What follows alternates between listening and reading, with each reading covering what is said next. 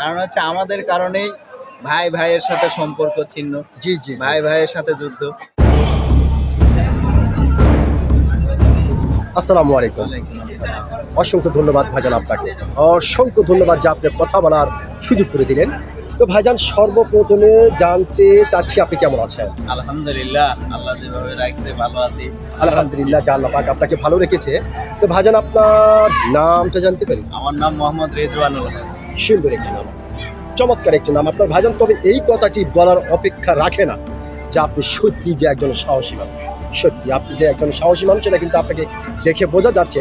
তো ভাইজান, যেহেতু আপনি একজন সচেতন নাগরিক এবং একজন সাহসী মানুষ, সেই ক্ষেত্রে এই বিষয়টি আপনার কাছ থেকে জানতে চাচ্ছি যে সারা বিশ্বের সমস্ত সচেতন নাগরিকদের জানা হয়ে গেছে যে শুরু হয়ে গেল এই পৃথিবীর বুকে তৃতীয় ভয়ঙ্কর বিশ্ব মরণ যুদ্ধ।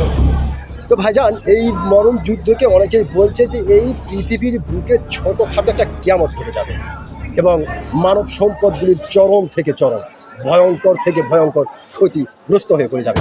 তো ভাইজান, এই যে এত কিছু হবে, আসলে এর জন্য দায়ীটা কে হতে পারে?